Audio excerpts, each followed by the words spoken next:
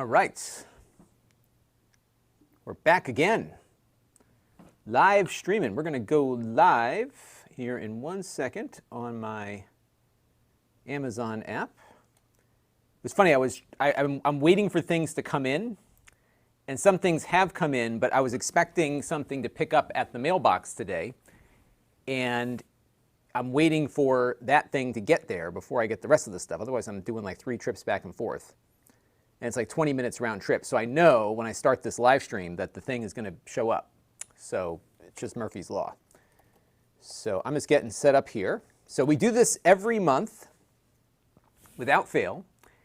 And what we are doing is we are opening up a mystery magazine from the Video Game History Foundation. I subscribe to this blind bag thing that they do.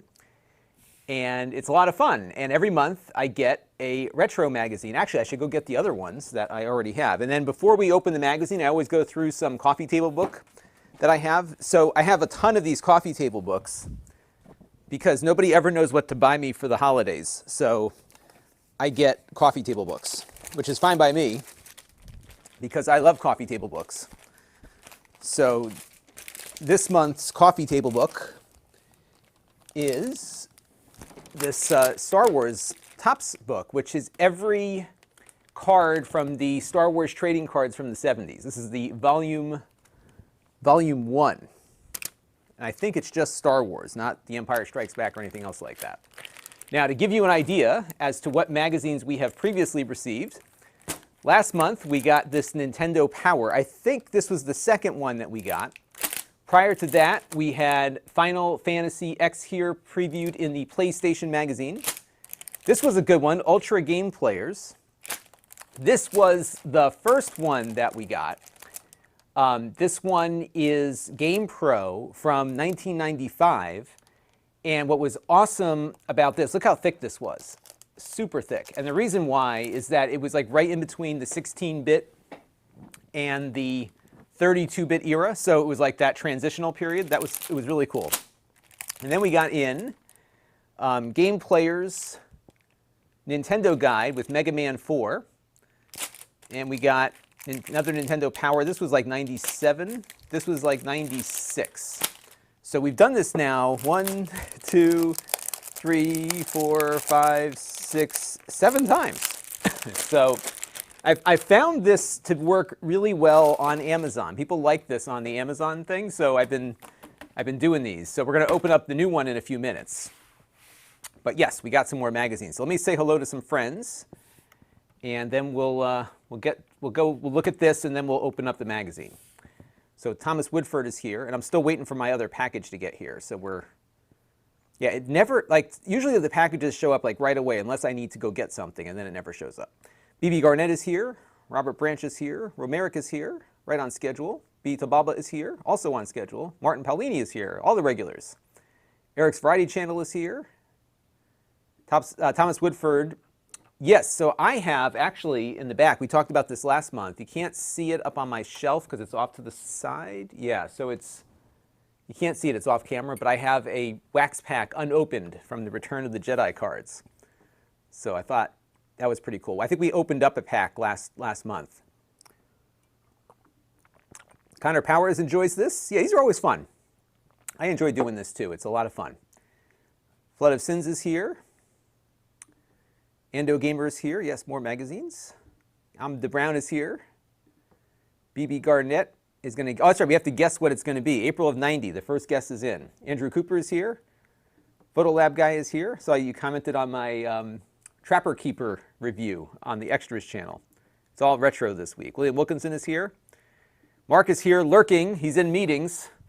See, you got to get a real job like mine, and then you don't have to go to meetings anymore. So I volunteer for meetings on my school board. That's what I do. All right, so we're gonna first look at this, and then we'll go and open up the other thing. So let me. I'm going to record this locally actually because I have been meaning to cut these parts out of my streams and put them in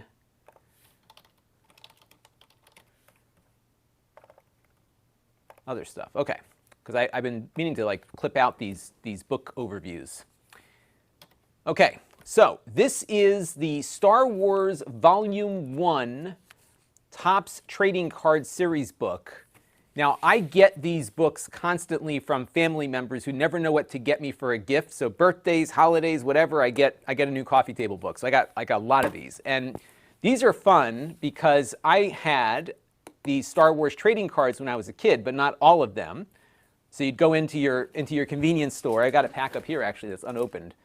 You go into your convenience store and you'd buy a pack of these things, and you get 10 of them plus a sticker. But of course, there were many more that were out there. The gum is still in here, by the way, so we will leave that be. But that's what these were. So this book has kind of the backstory of the trading cards and what the boxes look like. And then they've got every card from the different series that were released on this. So it looks like there was 5 different series released just for the first movie. And I'm not going to go through all of them, but they have very high quality scans. And this is also what the wax pack looked like. And this is the old Topps logo, because this goes back to probably 1977 when it came out. So I was a year old when these started selling. So you get a little bit of a history, and then they have every sticker from every series and then every card. This picture was like iconic, right? Because like I had the board game, and so that was like what you would see on the board game. And so these are the fronts of the cards, and I think they also have the backs of the cards as well.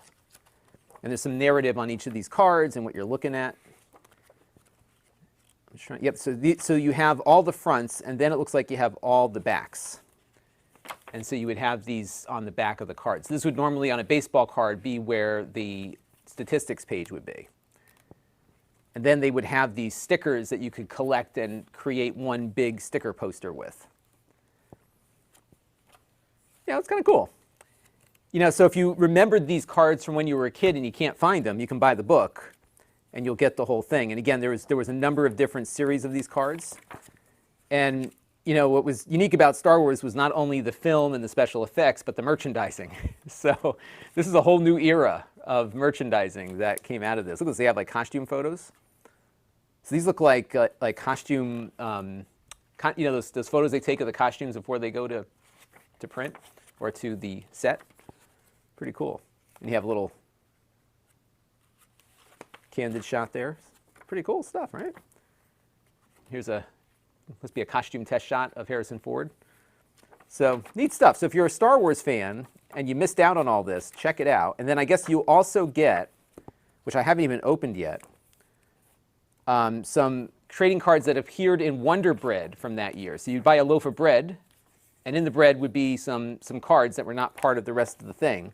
And then what they include here, and I'm probably like ruining the collectability of my set, is a package of stickers. So you've got like the wax pack, another thing here, and some stickers. So you get some actual cards, 4 of them, in with all the other ones that are printed on there. And that is the Star Wars Volume 1. Now this was the card sets for the first movie. There is another book for Empire Strikes Back and another one for Return of the Jedi. So all 3 of the original trilogy films got the Topps treatment. So pretty cool stuff. Check it out. Okay, so that is going to do it for my recording. Yes, I've been doing these, and I forgot to upload these to Amazon, because I do those videos to Amazon, so that's what I do there. Sam says, how did I not open that pack? I'm not sure if you mean this pack or this one. I believe I opened one last month, actually. I have like, there was an auction on eBay, and I bought a bunch of these wax packs. And I thought I was getting more than this. I ended up getting like a bunch of other ones. Like, oh yeah, here's what else came in that set. It was a bunch of like 80s trading cards. So in addition, I forgot which episode we opened these up on. So like Jaws 2 had trading cards. Look how lousy this card is. It's like not even cut right. And then, what is this one? Dallas? Like I got a bunch of junk. Like who would buy Dallas trading cards? I guess somebody did. So there was a bunch of stuff. There was Rocky 2 trading cards. I don't think these sold as well. The dog has never even been down here, and the dog here gets into everything.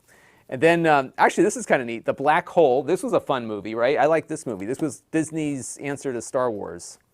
And then, for some reason, there was ALF trading cards.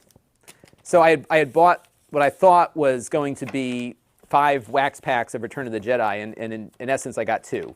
And then, like, these other ones as part of that, part of that mix. But this one I have not yet opened. And I think I'm going to leave it closed, because I don't know if there's any card that's actually valuable in the mix there. So we'll have to see. Now let me ask you all this question, and you can leave it in the chat. Would you prefer, and this is the problem, is that evening for each person is kind of unique to your location. But would this be a stream I should do later in the evening my time, or is this time fine? Now, obviously, for those of you watching, this time is fine because you're already here. But I'm just curious, so let me know in the chat, and I'll decide when to do these again. Because these don't do well on YouTube, believe it or not. So right now we've got 40 viewers, not a lot, but these actually do pretty well on Amazon. So that's why I do these in the afternoon. So that is the Star Wars book. And I kind of like this Star Wars book. So let me go to the chat here. Brandon Wallace is here, saying hello. Thomas Woodford, yeah, so the gum, if you chewed it today, it would taste just like it did in 1983. In fact, I have a whole box of, in the back there, these are Tops 87, and I've opened up a bunch of those before. And I haven't eaten the gum, but a friend of mine did. He said it tastes just like it did in the 80s. So there you go. Mark Dell is saying hello to Brandon. Recipe Bob is saying hello to me. NCS Trev had a whole bunch of these back then. I'm not sure, I'm guessing the Star Wars cards.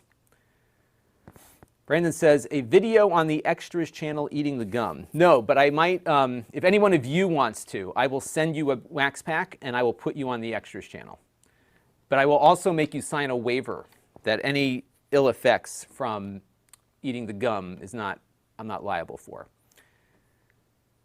Yeah, I didn't think about that. Disney's answer to, they're getting better. I have to say, the Disney Plus stuff has been really good. All right, what else we got here? Amda Brown had the Black Hole in one of those books that came with a vinyl record. Yes, I had that too. So I had this like thing, there was like these little records in the book, and you would put the player on top of the little record and it would play. I am sure that's at my mom's place somewhere. I've got to find it. Santiago says later, he's from Argentina, so he would prefer it later. So would Mark Dell.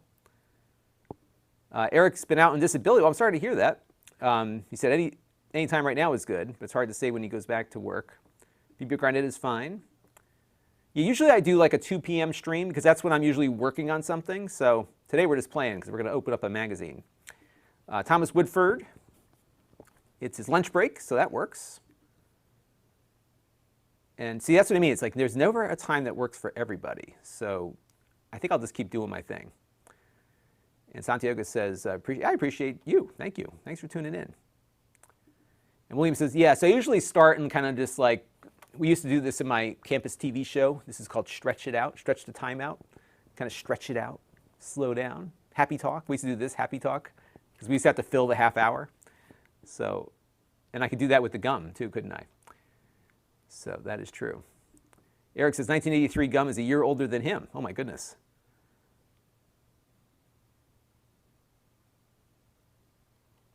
Hey, why do you miss someone so much who doesn't want to talk to you? I'm not sure what you're talking about there. Recipe Bob was 15 in 1983. Zam was not alive in 1983.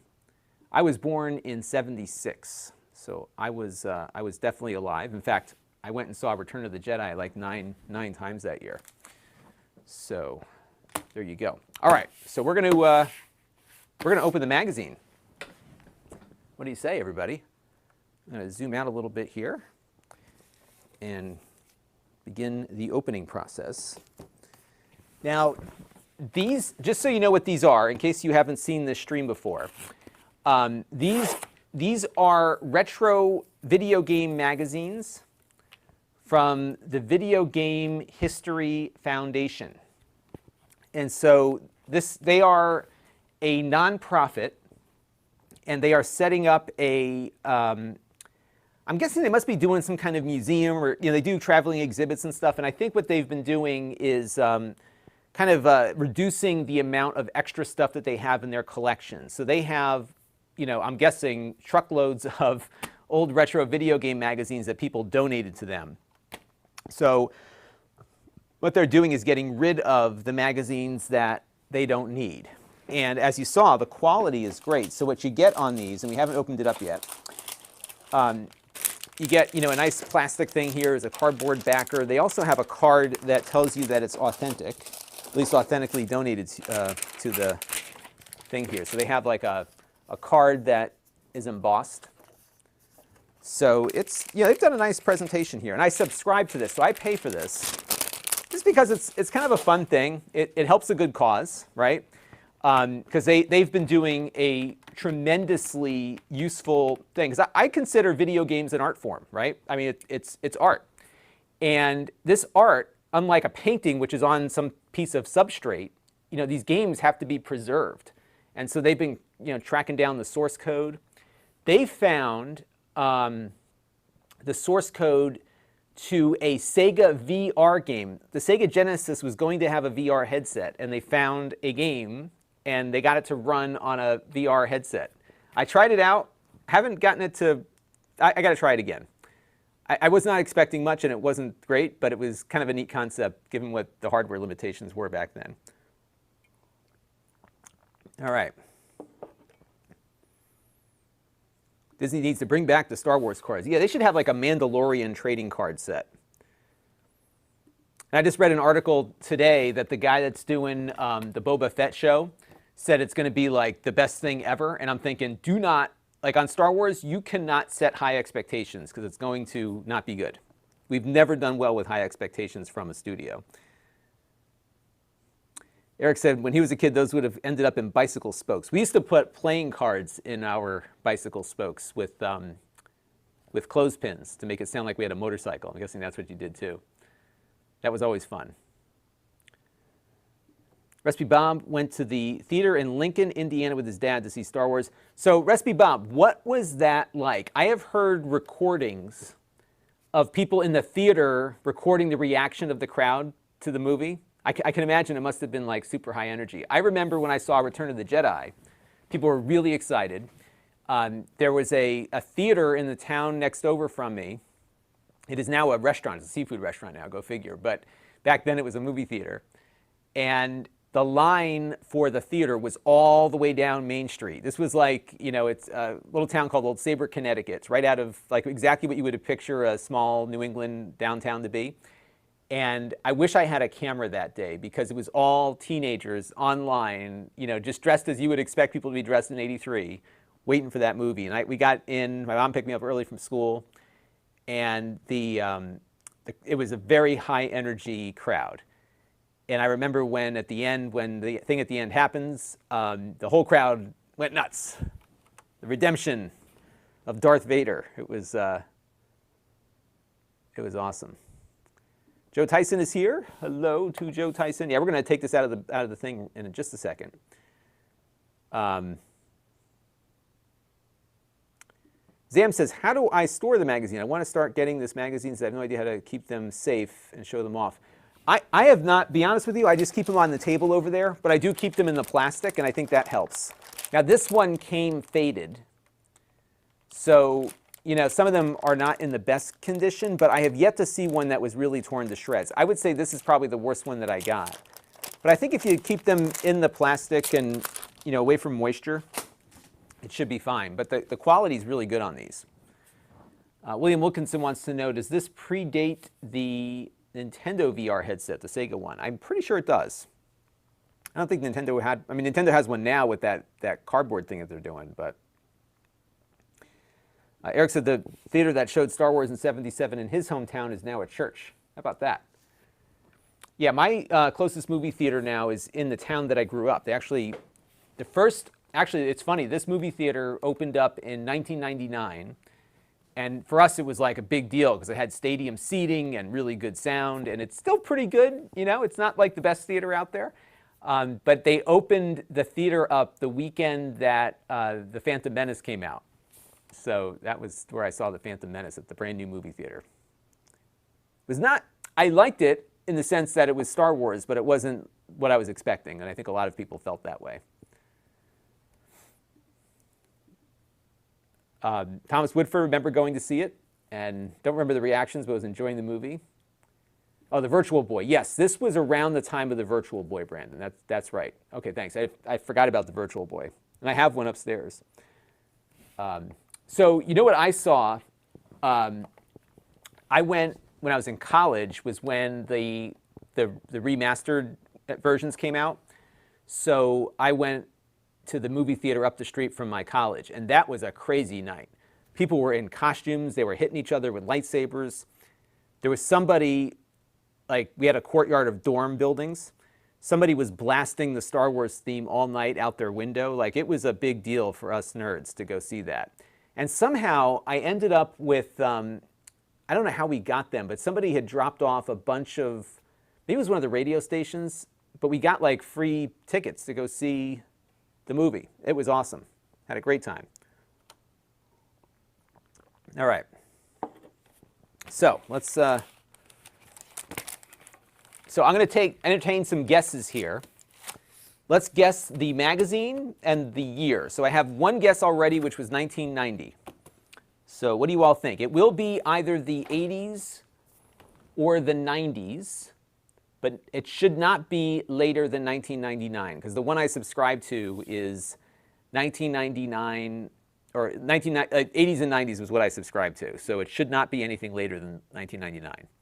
I did get one like 2002 recently. I think they're starting to hit the limit of what they have available.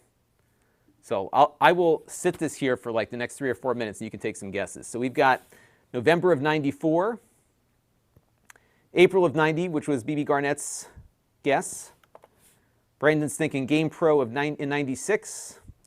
It is thicker, so, because the original like magazines that I used to get as in the late 80s, like the 88, 89 time frame, were thinner. So this feels a little thicker. So it could be, I'm thinking sometime in the mid-90s here. So we'll see what everyone says here. Zam says 94. Recipe Bob says May of 87. That'll be a deep cut. We'll have to see if we see that. Martin says Nintendo Power from 1989. William is saying 92, another 92. I'll take a few more guesses, and then we're going to open this thing up and see what it is. And we'll see if that package arrived yet. It's driving me crazy. Yeah, it's still not here. How could it not be there yet? That's good. At least it gives me more time with all of you. So I'll take a few more guesses, and then we'll crack it open.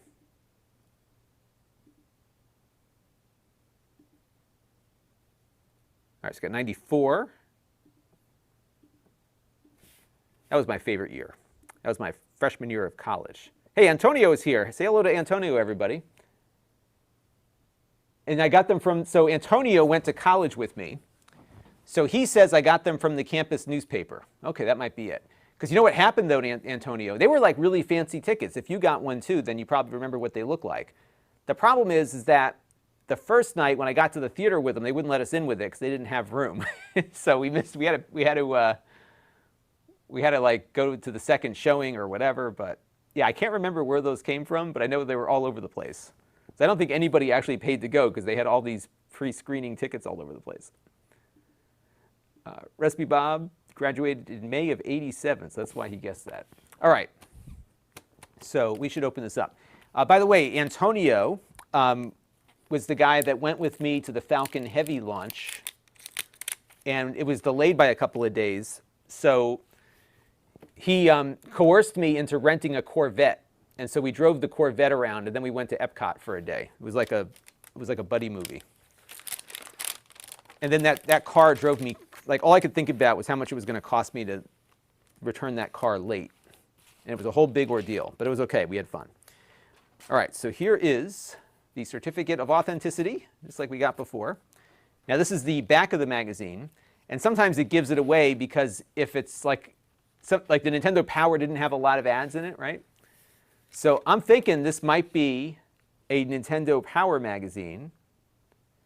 And what's kind of cool here is that this is an earlier edition because we've got a Game Boy, an old, an OG Super Nintendo and an NES, right in that period of time. So this is probably going to be, I'm going to say 1991. And that's right, I totally forgot. We went to the Discovery launch together too. We have so many stories from that trip, because that trip happened like over a lot of time. We went back and forth a lot of times.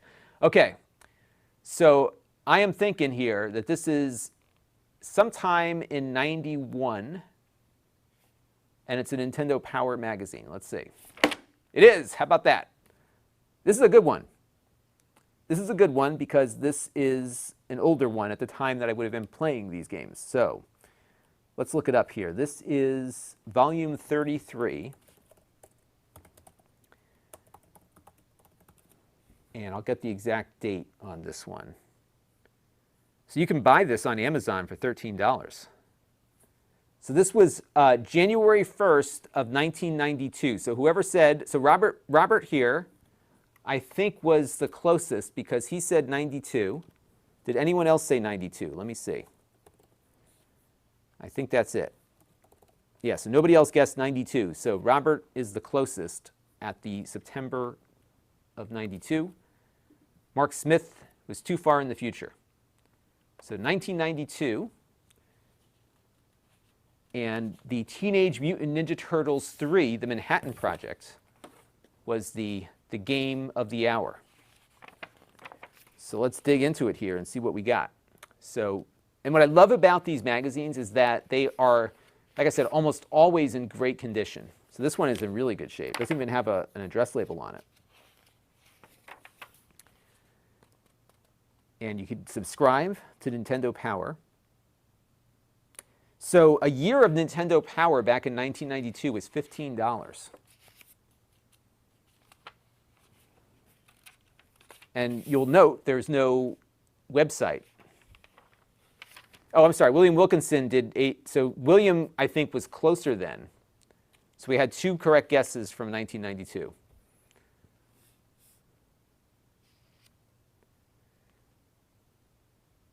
That is correct. And Antonio reminds me that I have 0 regrets. I will say it was pretty cool to pull into the NASA parking lot in a Corvette. Although we didn't quite look like astronauts, but we had the Corvette. So that was fun. That was a cool car. We had the Corvette before they just came. It was like right before the new one. So this was, still not a mid-engine. It wasn't the mid-engine one that's out now. It's the one with the engine in the front. That thing was fast. So what is this? Hook them together and double your playing power. Oh, I guess you just hook both of them up to your TV. So they're really pushing this notion of, and I guess at the time, Nintendo was struggling because they had the Nintendo and the Super Nintendo, and parents were complaining that they had to buy another system because they just, a lot of them had just bought the regular Nintendo a couple of years before, right? And what's interesting is it was entirely possible for the Super Nintendo to run the old games because it had a compatible processor. So I don't know why they didn't make it backwards compatible. There was probably some reason for it. Maybe it was the graphics chips. That could have been it. But I think this is going to be a good one. This is going to be a nice little time capsule. Eric should be doing the brakes on his truck right now. Well, I'm not going to keep you too long because we're going to go through the magazine and then I got to go pick up some packages, which hopefully will have arrived by the time we're done with this stream. And Brandon says you could hook one. Yes, you could do that. You could hook the 2 RF boxes together, right? Now Martin says his SNES came with instructions to hook it up together with an NES to the same TV. I guess that must have been something they suggested. I never even knew that. How about that? So wow, there's a lot of good stuff. This would have been something I would have been excited to get, right? Because you're right in the transition from the NES to the Super NES. The Game Boy was kind of hitting its stride, like, was at its peak there, or close to its, actually, it never peaked out, did it? Because it just kept going. And then here you go, speaking of Epcot, Nintendo Power on vacation. So here's like photos of you reading Nintendo Power. So Matt Crawford was on the beautiful beaches of Indonesia with not 1, but 3 Nintendo Powers he was catching up on. Steve Marks of Glacier Point was in Yosemite, at Glacier Point in Yosemite.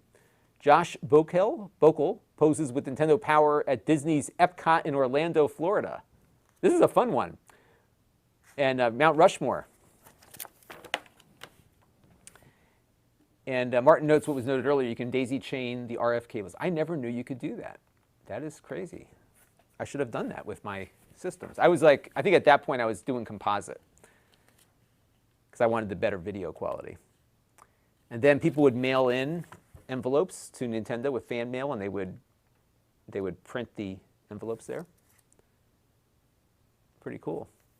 Did you ever call a game counselor? Because back then it was free, just a long distance phone call, but you could call game counselors and get tips on games.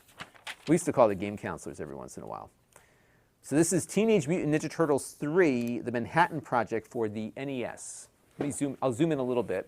We always struggle with the lights because I have to have the lights on, but they reflect off the pages, so I will do my best here. So here's some artwork of the game.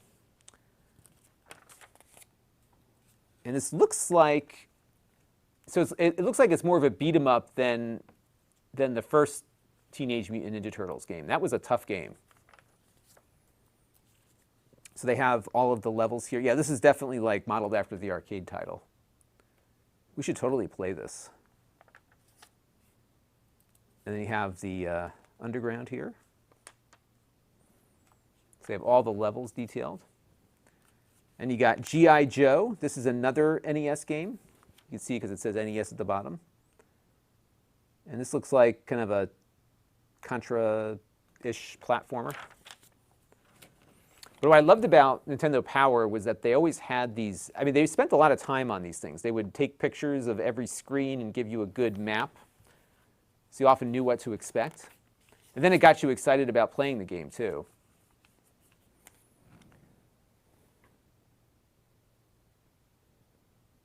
Sam wants me to call the number.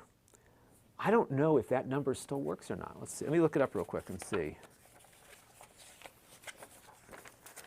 Because they changed it to, I think, a 900 number at some point.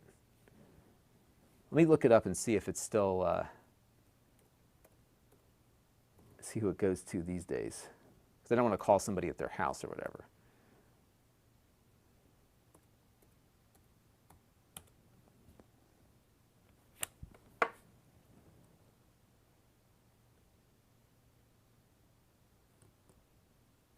So apparently, this is now the repair number. Here, we'll call it real quick and see what we get. I'll do it from my Google Voice. So let's try it.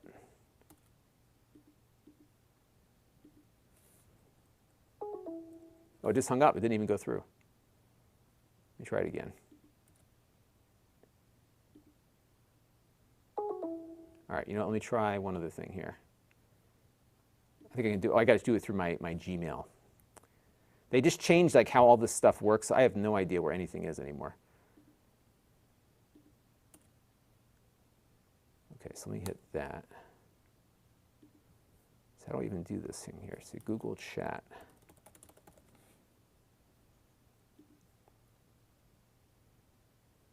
There we go. Okay, so now I'm going to go create a new chat.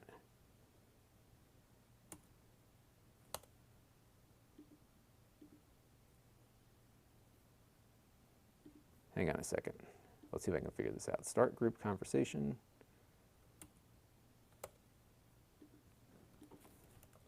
You know, I'm going to call it from the Google Voice app.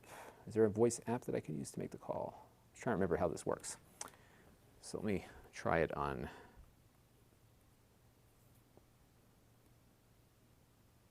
Okay, so let me try this here. So it's 206. All right, so we're going to do it this way. 885-7529. Okay.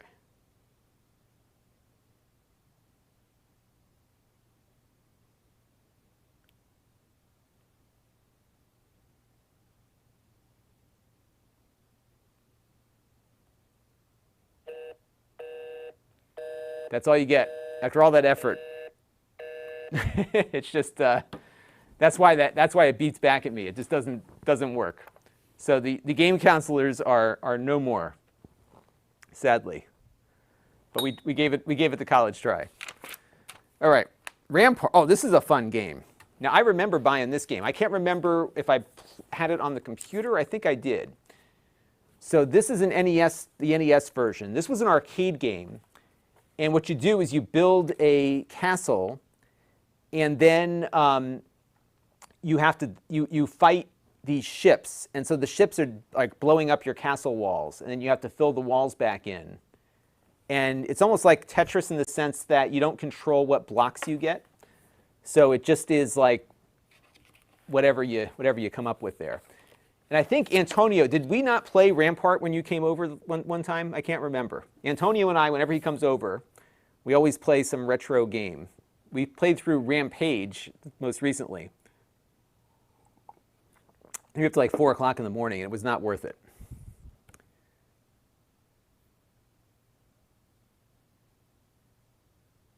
And that's what I was thinking, BB Garnett, because they had the same chip as the 2GS on the SNES. But Rampart's a lot of fun. It's on like every platform. And here you can see how it works. So you build your little castle, and so one player is the ships, and the other one is building the castle. And what you want to do is you want to extend. So you start with one wall, and you want to extend out to all the other castles. Now, this is Bart versus the World. I can't remember which Simpsons game was the good one on the NES. I don't think there was any good game. And Antonio says Rampart was totally worth. Yeah, we had fun with that one.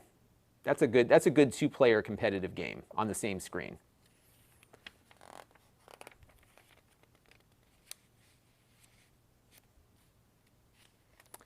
William Wilkins says they fired the whole commercial sales desk the other day at the Lowe's he used to work at. I'm sorry to hear that. I don't know what's going on with Lowe's right now. They were having some trouble there. So this is Zelda, A Link to the Past, which I believe was the SNES Zelda game, right? And so you get these really cool, like, look at this great artwork. I mean, this is stuff that's like lost to history. Like somebody had to spend the time to make these. Look at this. This is awesome. If you were a kid back then,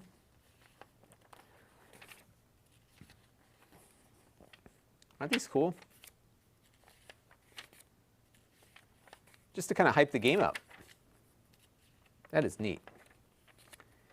And then you've got here some classified information. So this was tips about different games. So this is Tom and Jerry and American Gladiators.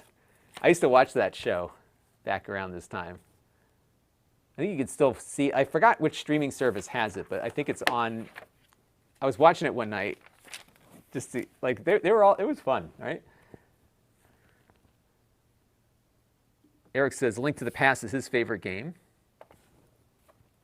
SimCity, that's right. So SimCity, I know was on the Super Nintendo. I guess somebody found recently an NES SimCity, right? There was like some ROM that was discovered.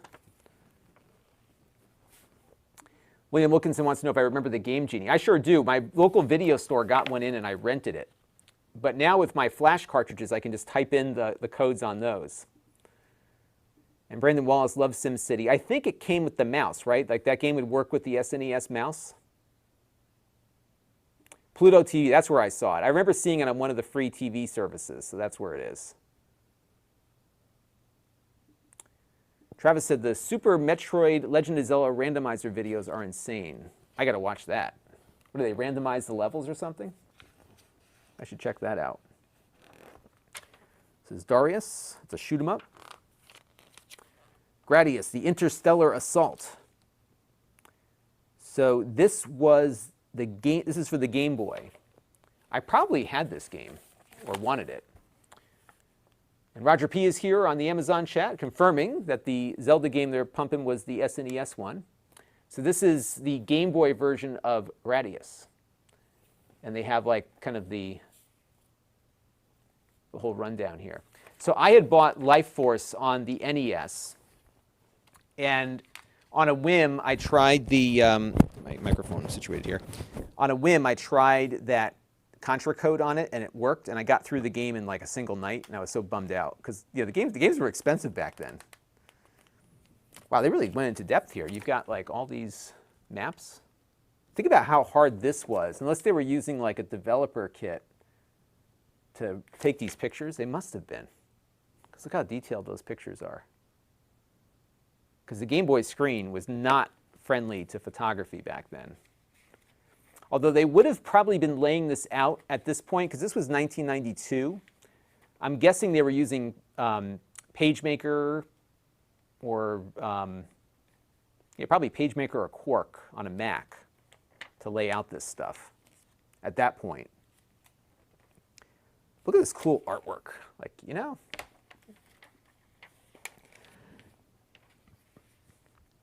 Here's another Game Boy game, Super Hunchback, an adventure in bell ringing. So many bells, so little time.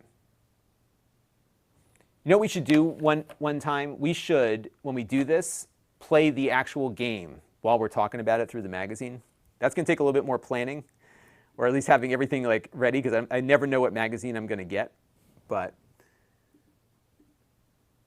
so Ando Gamer is having a flashback. He had this one. Remember the Link comic?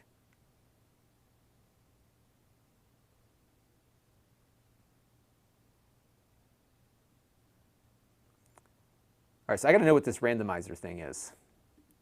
I need to look into that.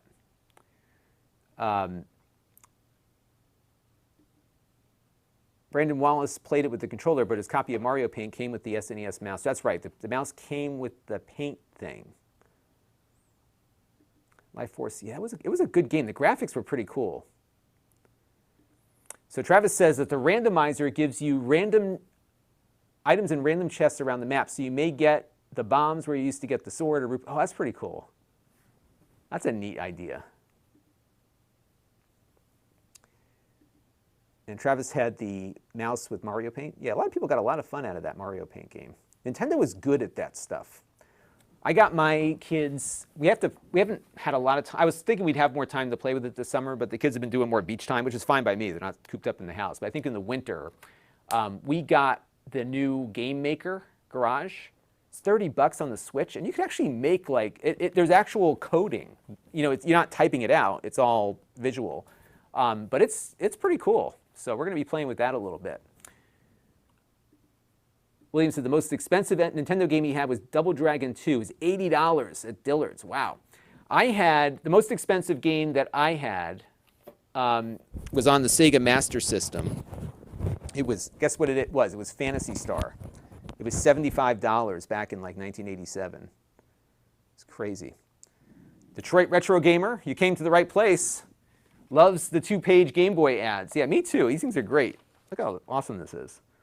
The Game Boy was such an amazing system for the time. I don't think people like realize how important it was, because before the Game Boy, if you wanted to play games on a portable system, it was a Tiger handheld or equivalent. It was those LED things. It just wasn't very good. So look at those detailed maps there. They must be shooting from a development kit, because these pictures are way too sharp for the Game Boy screen at the time. Unless they're doing a lot of photoshopping on it, I can't imagine that. This game looks like it's pretty in-depth. Super Hunchback. Here's another Game Boy game, Terminator 2, Judgment Day. So at this point, this movie was only a year old, right? It came out in 91. Is this like a, oh, it looks like a platformer. Okay. I'm just looking through it here. Yeah, you're like it's a platformer. Look at those. They actually got the actors digitized. That's pretty cool. That is neat. Okay, this is probably up there with some of the best magazines I've received. Partly because I just was this was when I was really into Nintendo stuff, right? Steve is remembering when his brother had to pay $100 plus for EA Sports games. Oh my goodness, I didn't remember them being that expensive. And I loved NBA Jam. I actually remember when I first saw NBA Jam in the arcade, at my bowling alley, no less. I was like, wow, it looks like a real basketball game. Roger P. says the Terminator 2 was a great Game Boy game. I never played this one. I'll have to try this, because I have my my souped-up Game Boy that we did the other day. I don't know where I put it already. Actually, I might. Do I have the cartridge down here? Let me see if I have it, because it might be fun. We could just boot it up real quick. So I think I have the Game Boy. here's the Game Boy. And where is the cartridge? So I have my EverDrive for this thing. Here it is. And now I just need some batteries. We'll try this out real quick because I have the Game Boy. And chances are,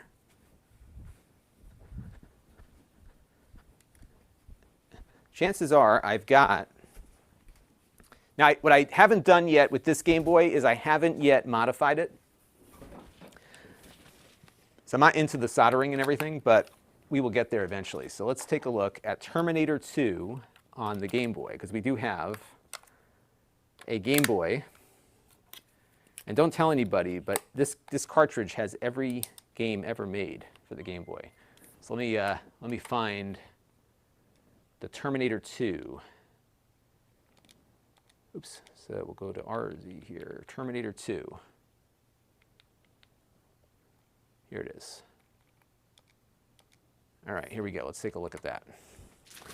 Let me zoom the camera in a little bit. We'll get in as close as we can get it here. I'll turn the volume up a bit too.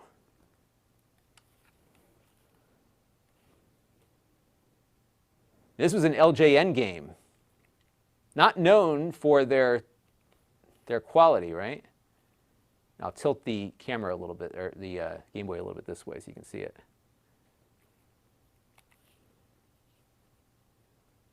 Okay, well, it definitely has the digitized graphics. There's Sarah Connor. I'm not hearing anything, though. Here we go.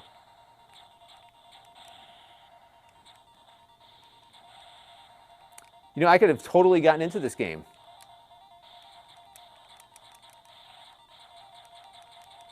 It's like pretty intense here. This is like the future scene.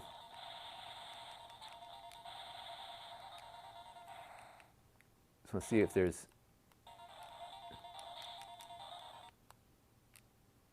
That turns the music off.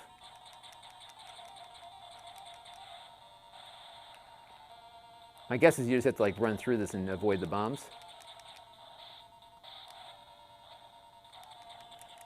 Now, this game is not in color, but the Game Boy Color here would fill in colors. But this looks pretty good. You know, they really like improved the quality of these games, like the depth of them. I'm guessing that the memory prices came down on the cartridges, because he's always tried to hit a certain price point.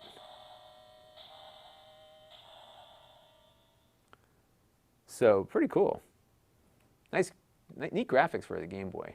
Yeah, this would be one I would have played. And Roger P says it was a hard game. And you know, a lot of the games were hard back then just because they were so expensive. So it's kind of good that they were hard. So that was good. I'm glad I had the Game Boy down here. Okay, so there you go. And it looks like Maratrunks is restoring an old PS3 today. I've got one in my closet over there. I got to get going too. Those are really fun because you can play all the old PlayStation games on your HDMI with that, right? Arcade classics. Asteroids, Shoot the Ship, Q*bert, and Good with Bad. Oh, I see. There's Asteroids and Q*bert are the games. I was confused by the titling here. So let's see how Q*bert holds up. I'm curious about that. Let's try that real quick. By the way, I've got an EverDrive in here. So if you have an old Game Boy and you're on Amazon, do a search for the EverDrive GB, because it is a great little device. All right, let's try Q*bert. I used to play Q*bert on my ColecoVision.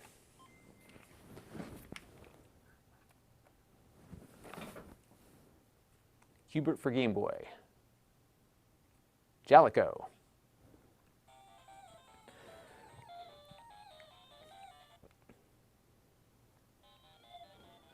They changed the music.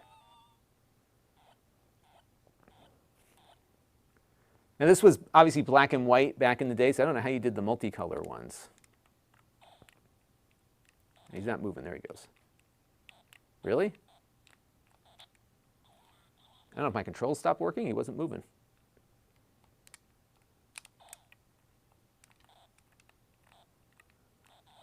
Oh, I got it. Oh, this is awful. So you have to you got to move diagonally on the controller. So on the ColecoVision, you would just hit up and down.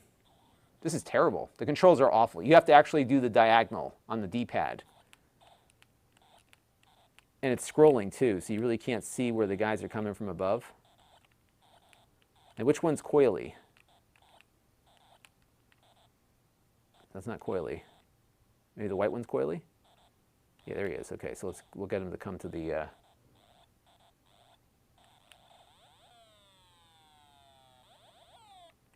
There we go. Yeah, this was not a good port. And the graphics look okay on it.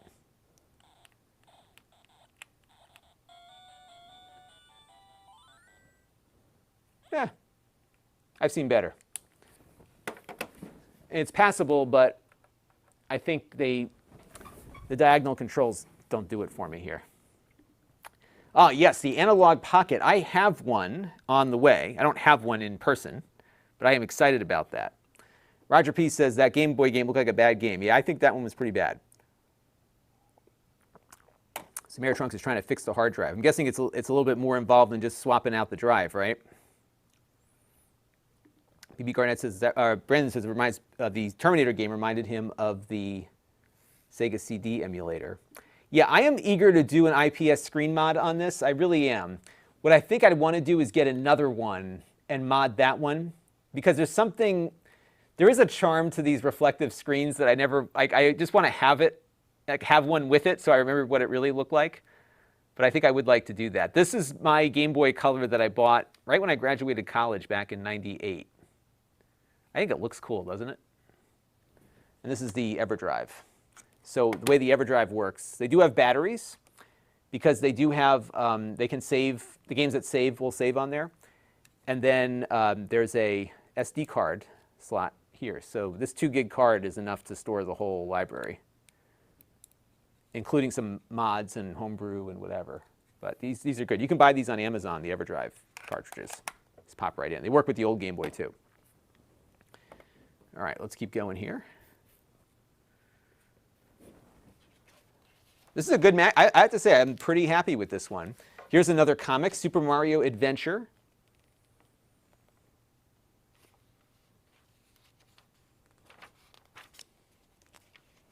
Isn't this fun? Like, if I was a kid, I'd be totally into this. And I was as a kid. So 92, though. This was 92, right? So I was in high school. So I probably would have been into it.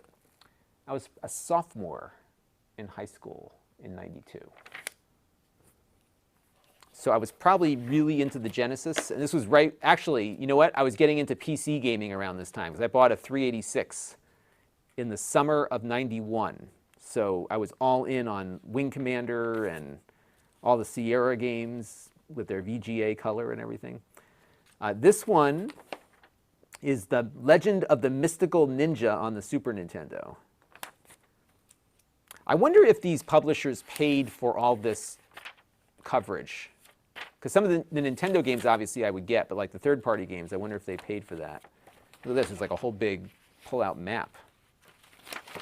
Poster. You've got like, what's this called? Is that Lemmings? It is Lemmings. Isn't that cool? Coming soon to your Super NES from Sunsoft. I loved Lemmings. That was another great PC game that I used to play. Is that cool? And then these magazines come in impeccable, like I said, most of the time they come in really good condition. Like this one's really good. There's no stains, like it's in really good shape.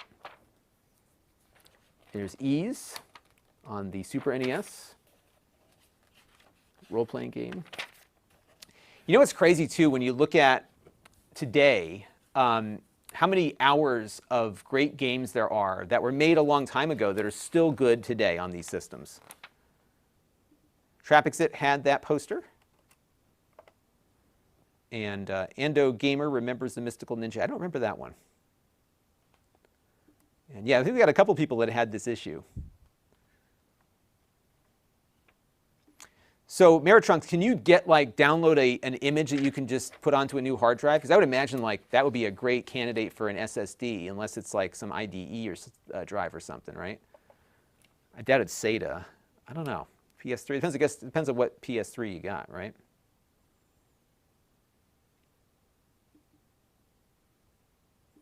Yeah, here's a good comment from Steve here about, it's interesting that the SNES games are after the NES and Game Boy games. You would think Nintendo would want to advertise it more prominently. You're right about that. I bet you they were trying to squeeze as much profit as they could out of the existing systems. And, you know, to some degree, the parents would see this magazine, so maybe it was like to build some confidence that they weren't abandoning the old system. So, hey, we're still out there supporting the NES, but hey, we got this new thing too, you know? I wonder if that was on purpose. I would love to know what the editorial discussions were about that, right? Here's Super Scope 6. I never had one of these. I think my friend's brother had one. Look at that thing. It's like a bazooka. And they have a couple of games here. Laser Blazer, Blasterus. These would be fun to try to get going on like the Wii or the Switch. Counselor's Corner. So these are the game counselors. Ryan Bornemeyer. How do I rescue Rosa from Golbez in Final Fantasy II? Or how can I make the population of Northwall grow? These are real first world problems here. Crystallis. How do I get Deo's pendant? Where is the Warrior's ring? Faceball 2000, where are the warp zones in levels 10 and 20? I didn't even know there were warp zones in levels 10 and 20. This is why there was such value out of this magazine. Cat Trap, what are the correct bonus passwords? Oh, what's this? What is this? Be an astronaut in training and have an absolute blast. Grand prize, win a VIP trip. Oh man, I would have been all over this one. To witness an actual space shuttle launch. I've been to these places. Attend U.S. space camp for 1 session of astronaut training. Trip will coincide with a scheduled launch. However, delays are not the risk. Yeah, the delays are almost undoubtedly going to happen. Oh, that is cool. That is cool. I should send this in. I doubt that well, I guess there's no more space shuttles to take off either, but that's cool. I wonder who won.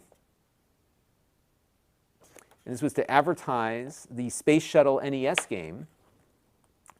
So there's one winner who'd get to go to the Space Shuttle launch. And then 10 second prize winners would get, see, they should have made it 4 people because like a family, right? So like there'd be a brother or a sister be very disappointed about not being able to go.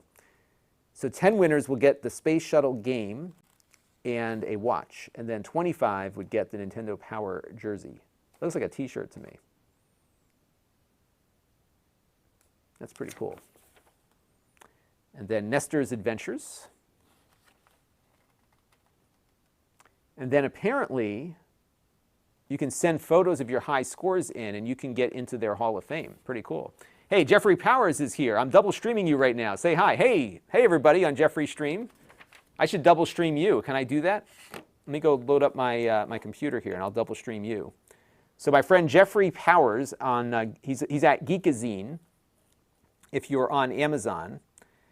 And Jeffrey and I run into each other all the time because Jeffrey, like me, likes to review printers, which is something that not a lot of people like to review, but we've been all over the country together. Let me go see if I can find his thing here. So we'll get him up there. So hi, everybody. And let's see, where is Jeffrey's stream? So Jeffrey and I are both, we are both like omnipresent Amazon streamers. Here he goes. So now I see him. And I just see your logo up right now. So you must be taking a break. So let me go. Oh, there it goes. Okay, I think it's still loading. So let me refresh the page here. So he's answering questions. Oh, you must have just stopped. Live stream ended, so I just missed you. But it's cool. He just did a live stream about how he streams out to you all, and I'll add his title here so you can follow. You should follow him on Amazon like you follow me, because he live streams more than I do. So let me pull up the page here. So if you go over to his stream under, why am I not following you? I'm going to follow you. Geekazine on Amazon. It looks like he's got a 3D printer. Ooh, one of those fancy Sony. Oh, he's going all out on his thing today. I should do one of those How Do I streams. Problem is my setup is so messed up right now. I'm about to upgrade. So there you go. And then we've got George and Rob's Now Playing. Two guys' opinion on the latest releases. So you got some of these things here. They're talking about asteroids. So is any of them talking about Qbert? Because we just tried Qbert. We did not like Qbert. Doesn't look like it. And then here's the release schedule. Okay, so get ready. Oh, this is your guide to the latest releases. Okay. These are just like quick guides to what's coming out.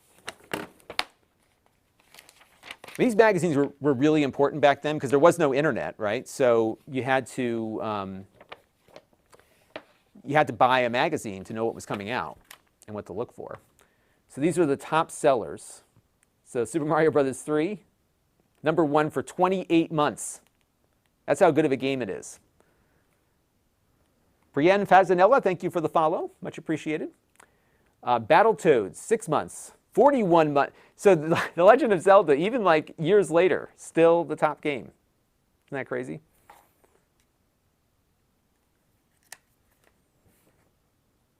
So Meritrunk says that the PS3 runs on regular SATA. So you could put an SSD in there. Let me try to take my little PS3 apart and see. Travis says, yeah, Halo Infinite is delayed, according to the magazine. Additionally, so is Duke Nukem Forever. Because Duke Nukem, I think, Forever was announced at that point, or close to it. So these are the top-selling NES games. Isn't that crazy, though, that The Legend of Zelda, in 1992, which was, I think, 5 or 6 years after it came out in the US, still #3. And Super Mario Bros. 2, #3. I mean, this is how good these games were then and still are today. Batman's a great game. That came out in '89, so that was still up there. Metroid, one of the originals, right? Crystallis, I think people like a lot.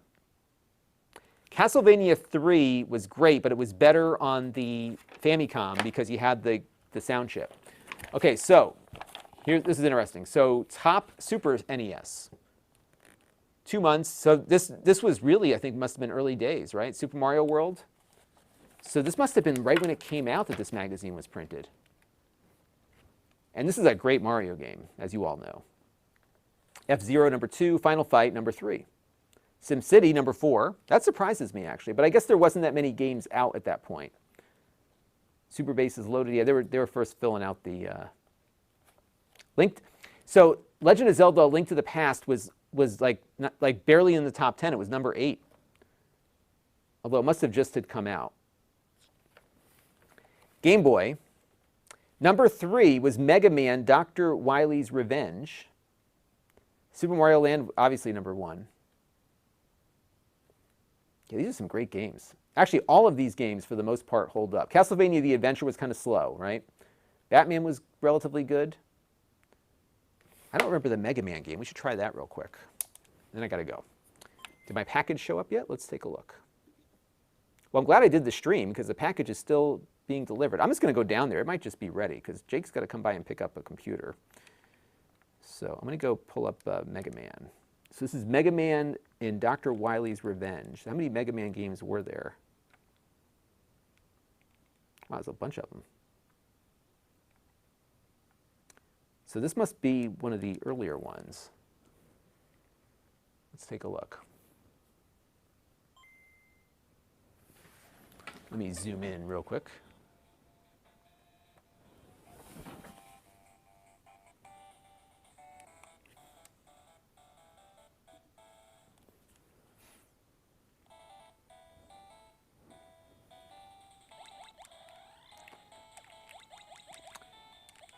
Well, I can see how this could be popular because this feels pretty. This does feel like a Mega Man game or a Rockman game, depending on where you're from.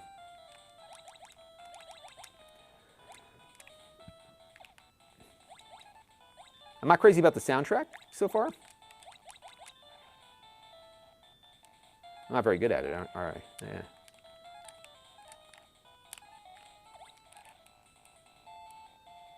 But it's definitely got that Mega Man feel to it, right? It's a little it feels a little slower than Mega Man did on the NES, but it's got that feel. I mean, I could see how this would be a great way to play Mega Man on the road, so I could see that being popular. Super RC Pro-Am. Wow, we could like go do a whole like show on Game Boy games. We should do that. Because for whatever reason, I stopped doing a lot of Game Boy stuff around this time. Maybe because my Game Boy stopped working. That could have been, the screens were pretty bad on these Game Boys. So these are, oh, here are, I wonder if I know any of these people. Players' picks. What are your favorite Super NES games? So this guy's from my home state of Connecticut, Richard Land. F-Zero, Super R-Type, Actraiser, Hyperzone, and the Chessmaster. So maybe one of you is watching right now in here. And then we have Celebrity Profiles, Kelly Williams and Darius McCary. Oh, they're from, what show is that? Family Matters. There's Urkel. Okay, here's what's coming up. Contra 3, classic, right? Super hard. Classic game. Town and Country 2, Thrilla's Surfery. It's like surfing, but in a safari kind of thing. I imagine that one did not go very well. That was a claim. EASN, Electronic Arts Sports Network. So it's got golf, football. I never remember that one. Golf and football in the same game, is that right? Am I seeing the same thing? Oh, okay, these must be separate games. Okay, for EA Sports. Top Gun, Guts and Glory on the Game Boy. I loved Top Gun on the NES. I was just thinking about that the other day. So the scramble is on to make a combat flight simulator for Game Boy. Let's try that one real quick and see how that holds up. William Wilkinson had Final Fight on the Sega CD. That was the better version because you could play all the characters, and I think you could only do one player. So this is Top Gun, Guts and Glory. Let's try this one real quick. Let's see how this one holds up.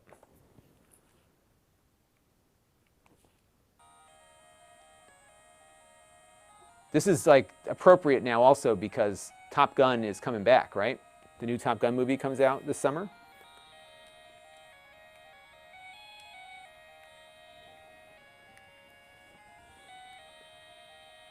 All right, let's do air combat, a little quick flight.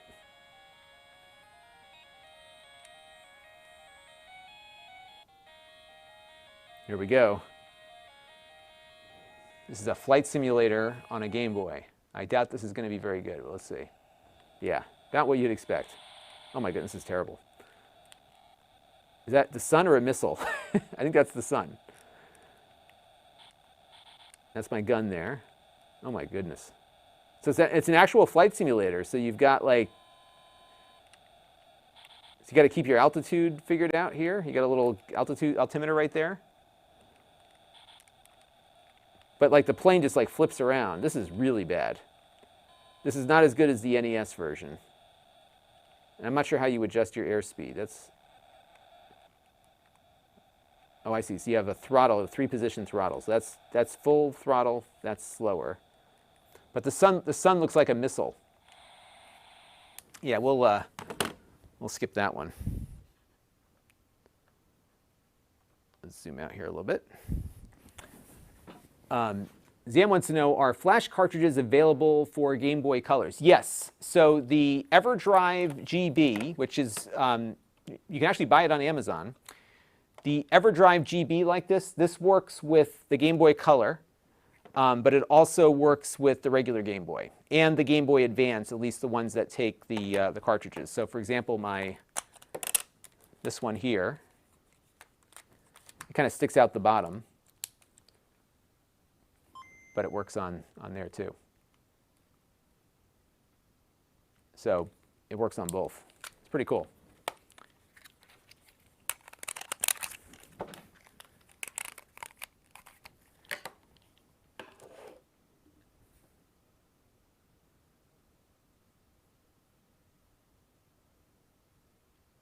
So Travis says they might be adding Game Boy games to Nintendo's online service. That would be great. So that might be very topical. Hopefully that might improve some viewership on it. That may be kind of fun. Yeah, you know, the one cool thing about the Game Boy is that it's still, you know, it still works. You know what I mean? Like if you try to play an old NES, you got to have some way to get it hooked up to your TV. It's a whole big rigmarole to it. This, it's always the same, right? The screen works. You turn it on. It's exactly the way it was when it came out. You don't need anything. You don't need anything special to get that to work. All right, so that's that. Turn and burn. Oh, there's actually more than. So there's turn and burn. Is another flight simulator. I cannot fathom playing a flight simulator on a Game Boy, but it looks like there was 2 attempts. Both are probably bad. Japan Watch. So it looks like Yoshi's Egg is previewed here for the Game Boy. And some gossip. Yeah, gossip that Nintendo allows to be leaked. Future games. Look at all these NES games coming out. A good number of them. They were really working it as best they could, right? Legend of Zelda: A Link to the Past is going to be in the next issue. Get ready. The Empire Strikes Back on NES. Mega Man 2 for the Game Boy. And Terminator 2 for the NES. So it's the NES version of the Game Boy game. And what is this? Don't miss out. If you received an instant redemption certificate from Nintendo last November, remember it expires on March 15th. Ooh, now why did they give those out?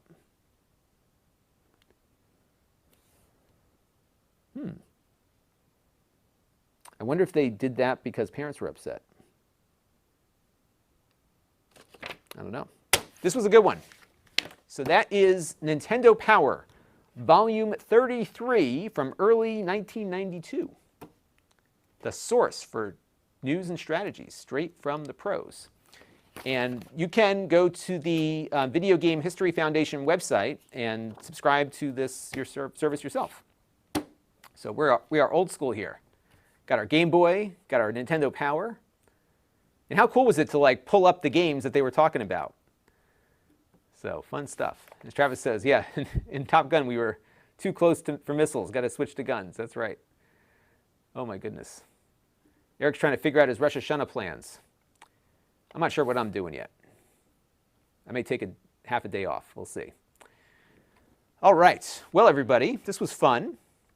And I enjoyed sharing my monthly magazine with you. I usually do this around the 20th of the month, and I forgot. It kind of slipped by me. So I was stuck because I had to go pick up something at the mailbox today, and the package hasn't yet arrived, and I could have gone down there and come back and then have to go again. So I said, you know, what am I going to do today? And then I was like, oh, I could do the stream. So that's what we did.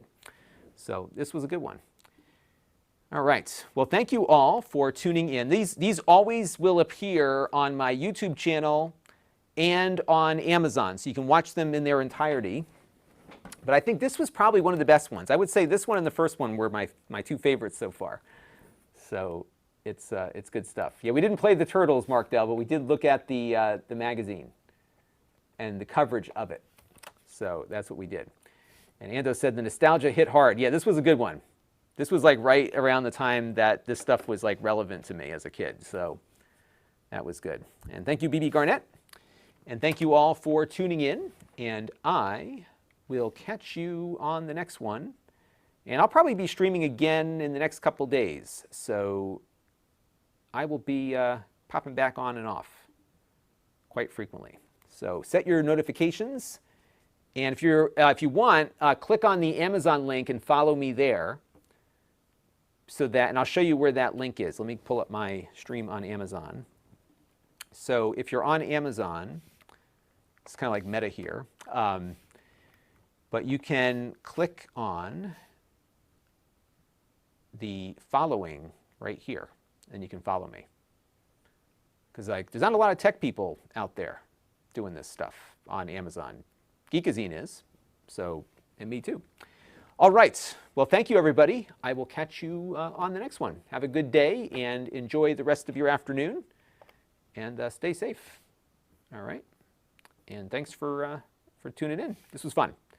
Catch you in a little bit. Bye-bye. And by the way, Mark Dell, thank you for putting the link in there. And come on to the Discord. I am popping in every once in a while, too. So good stuff. All right, everybody. I will catch you in a little bit. Bye-bye.